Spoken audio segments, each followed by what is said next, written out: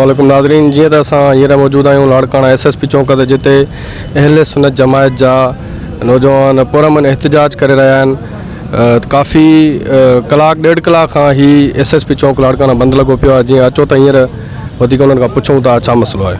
जी, ये असां जेको अॼु SP चौक ते ही धरणो हयो आहे, उनजो मक़सदु सिर्फ़ु इहो ई आहे त मुहर्रमुल हराम जो मुक़दस महीनो हली रहियो आहे, उन में कुझु शरपसंद माण्हू अहल बैत असहाब सगोरा अल्लाह वारा बुज़ुर्गनि जे ख़िलाफ़ु ग़लति पोस्टियूं कमेंट्स वग़ैरह ॾियनि था। उन्हनि में असांजे मुर्शिद करीम कमर वारे साईं जे साहिबज़ादा उन दरगाह जे लाइ हिकु नाले शख़्स मुमताज़ कोलाची उन 8 महीननि सां मुसलसल दरगाह हुसैनाबाद जे ख़िलाफ़ु ग़लति लफ़्ज़ जेके आहिनि इस्तेमालु कंदो थो रहे।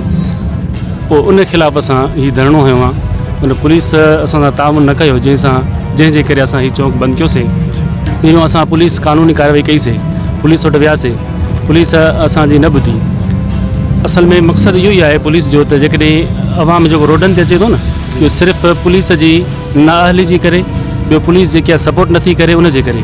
हींअर जो मुतालबो छा आहे? असांजो मुतालबो इहो आहे त जंहिं बि गुस्ताखी कई आहे, जंहिं नालो मुमताज़ कोलाची आहे, उन ते FIR दर्ज थिए।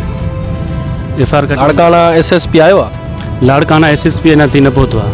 तक़रीबन असां 5 बजे खां हीउ धरणो असांजो जारी आहे। इशा नमाज़ मग़रिब जी नमाज़ पढ़ी आहे, हिते असर हिते पढ़ी आहे। असां अञा ताईं SP साहिबु न आयो आहे। हींअर धरणो केसीं ताईं जारी सारी रहंदो? धरणो होसि ताईं जारी सारी रहंदो जेसि ताईं असांजा जेके मुतालबात पूरा न थींदा, इंशाअल्लाह धरणो जारी सारी।